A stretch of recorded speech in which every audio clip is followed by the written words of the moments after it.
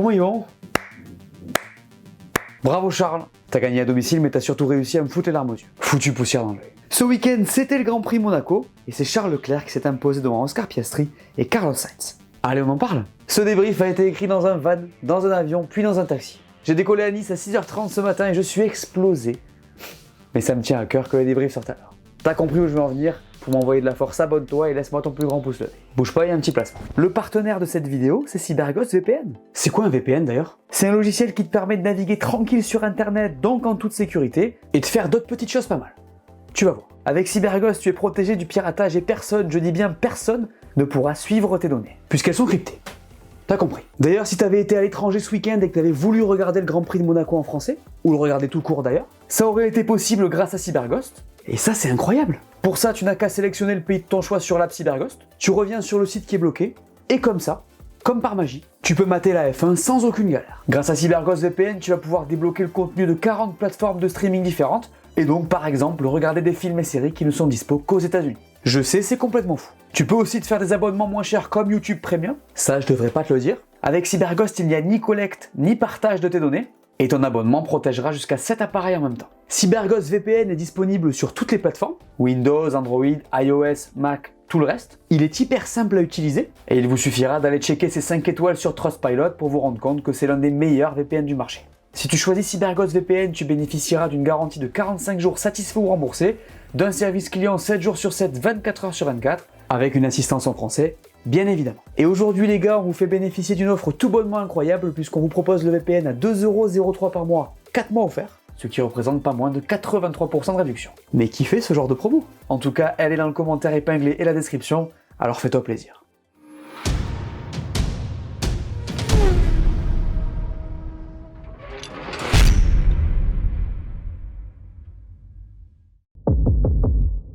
Ma note pour ce Grand Prix de Monaco, c'est 1 sur 5. Le pire qu'on ait vu depuis le début de saison en termes de racing, sans aucun doute. Comme d'hab à Monaco, heureusement qu'il y a eu les qualifs. En fait, le drapeau rouge nous ruine tout le spectacle en annulant les stratégies. 78 tours sur les durs pour le top 4, on a eu droit à une course d'endurance. C'est le tarif de Monaco dans ces conditions. Après, j'avoue que le podium et son émotion font super plaisir. Ça rafraîchit. Mais on parle de ça plus tard. D'ailleurs, vous avez peut-être capté, mais j'ai eu la chance d'être sur place à Monaco, et franchement, c'était une expérience de fou. J'ai passé beaucoup de temps dans la fameuse Red Bull Energy Station, c'était fou.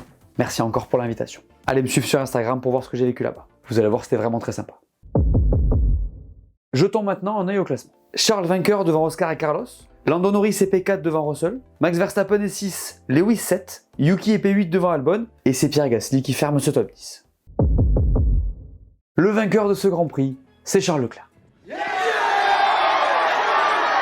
Ça fait du bien de dire cette phrase les gars, parce que ça faisait une éternité. D'ailleurs je vous l'avais dit, hein.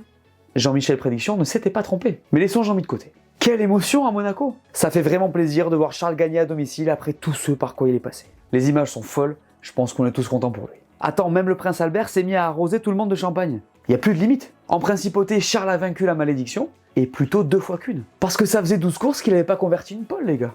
12 courses! Cette victoire va lui faire un bien fou. D'ailleurs on l'a vu tellement soulagé, presque comme s'il avait un poids qui partait. Après, il y a beaucoup d'émotions sur sa victoire. Vous le savez peut-être pas, mais il y a quelques années, il a perdu son père, donc il a tout fait pour lui, et il s'était dit qu'ils gagneraient ensemble à Monaco. Donc c'est bien plus qu'une victoire. En tout cas, ça faisait longtemps que j'avais pas vu autant d'émotions, et j'avoue, je me suis senti porté par ce succès. Sur place, il y avait vraiment une énergie spéciale. Dites-moi comment vous l'avez ressenti en commentaire. Je parlais de malédiction tout à l'heure, les gars. Charles à Monaco avant ce Grand Prix. La série, c'était DNF, DNF, DNS, P4, P6, avec Paul en 2021 et en 2022. Le signe indien est vaincu. Charles avait de la marge et il l'a montré. Sa gestion des pneus a été excellente, il avait de la marge toute la course. Dès qu'il a eu le go, il a pu pousser et mettre un écart tranquille avec Piastri. Une victoire facile, sans bavure, du jamais vu pour lui depuis l'Australie 2022. D'ailleurs, sa dernière victoire remontait à l'Autriche 2022. Un gouffre temporel. J'ai l'impression que c'était il y a 10 ans. Bref, c'était le retour de Charles Leclerc, qui était accompagné de son coéquipier sur le podium. À Monaco, on l'appelle Monte Carlos. Oh, c'est rigolo. Ne me remerciez pas pour cette blague. Carlos avait moins de rythme que Charles globalement sur le week-end, mais il a fait preuve d'un grand esprit d'équipe et on a bien compris qu'il était super content pour lui qu'il gagne à domicile.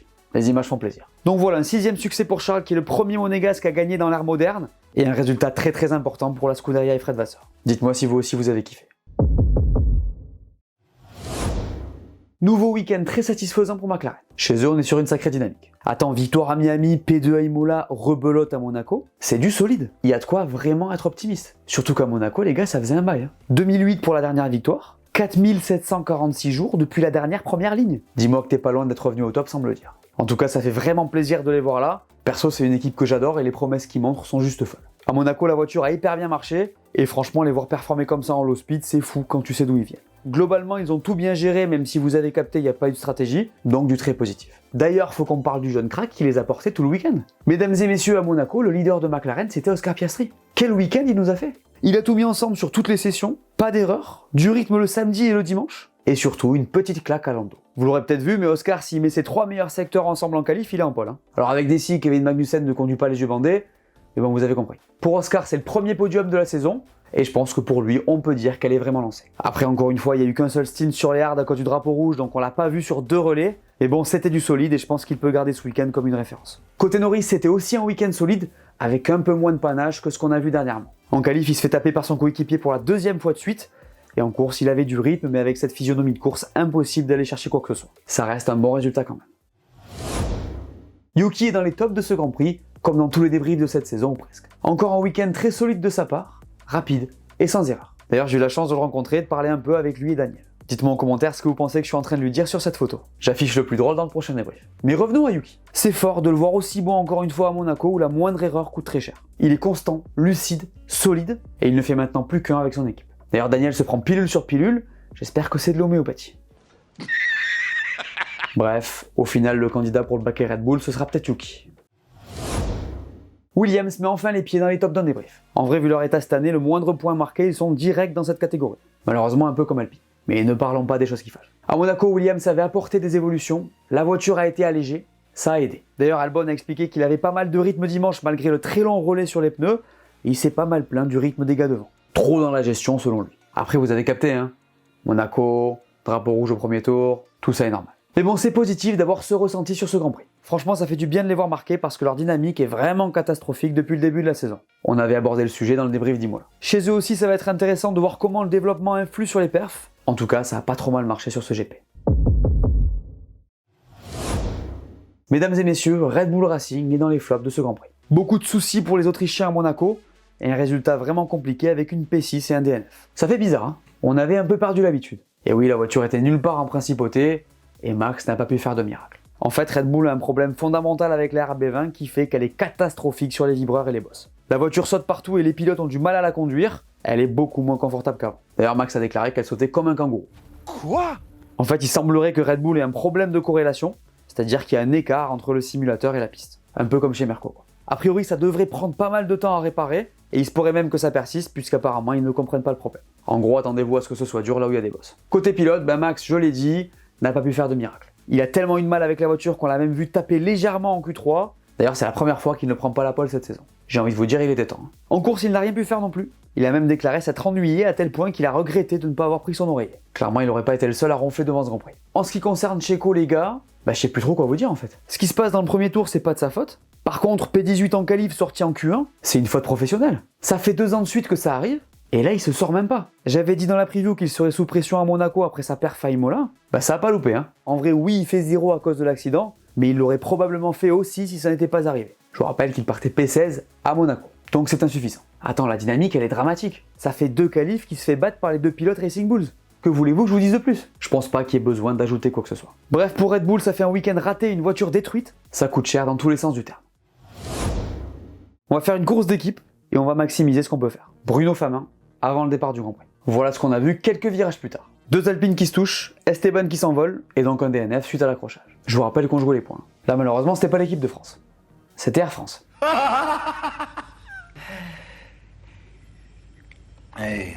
Encore une situation qui ne doit pas arriver pour Alpine, qui a un cruel besoin de points en 2024. C'est impossible que ce genre de choses arrive, et là, faut le dire, Esteban a été un peu optimiste. Pierre n'avait pas la place, et c'était un move un peu trop audacieux à faire à Monaco sur son coéquipier. Vous avez entendu la phrase de Bruno Famin? Je vous la lis. Je crois que l'attaque d'Esteban était totalement hors de circonstance. C'est exactement ce qu'on ne voulait pas voir. On en tirera les conséquences, on va trancher dans le vif. Des mots forts qui se comprennent, parce que c'est pas possible en fait. En tout cas, au départ comme ça, dans le contexte de l'équipe, Ça marche pas. Alors après, difficile de savoir ce qu'il veut dire quand il parle de trancher dans le vif. Je vous rappelle que les deux pilotes sont libres à la fin de l'année. Après, c'est vrai que cette saison, on a un peu l'impression qu'il y a de la tension chez les pilotes français. Rappelez-vous d'Imola.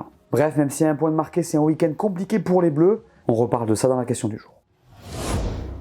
Aston Martin est dans les flops de ce Grand Prix. En ce début de saison, j'ai l'impression qu'Aston et flop c'est un pléonasme, et j'avoue, en tant que fan de Fernando, ça pique un peu. Mais bon, c'est comme ça, et pas autrement. Eh ben, c'est une nouvelle désillusion pour les Verts, les gars. Ça sort en Q1, ça fait 0 points, ça touche les murs. Je sais pas quoi vous dire, à part que c'est insuffisant. Après la course, les mecs te sortent qu'ils ont été malchanceux avec le drapeau rouge. Désolé, mais c'est pareil pour tout le monde. Hein. Y a pas de perf, le développement il est en moonwalk.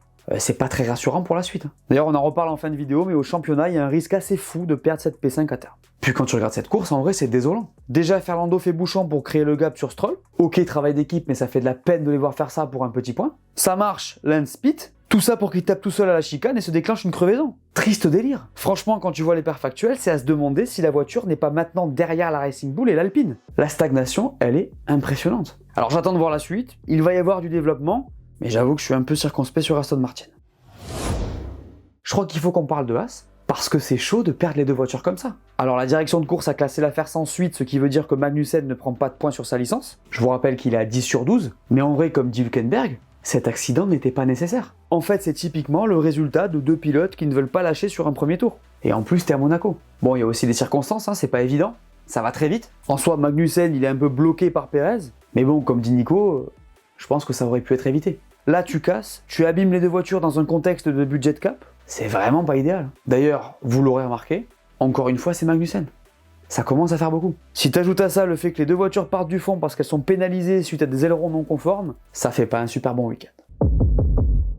La semaine dernière, je vous avais demandé si vous pensiez que Lando Norris aurait dû gagner à Imola, et vous avez répondu. Toi Noah, tu nous dis, faut pas trop s'enflammer. Red Bull n'a pas encore apporté d'évolution alors que McLaren et Ferrari en ont apporté. On verra ce qu'il en est quand Red Bull aura apporté son premier package d'évolution, mais en attendant il y aura de la lutte, c'est déjà ça. Prochain gros package en Hongrie a priori. Avant ça, il peut s'en passer des choses. Il en pense quoi Arthur? Pour moi, même si McLaren arrive à remonter au niveau des Red Bull, le titre pilote est déjà acquis pour Max. En partant du principe que Norris le surclasse jusqu'à la fin de la saison, Max dans sa Red Bull ne va pas finir P6 à chaque Grand Prix, donc on va quand même ramener beaucoup de points chaque week-end.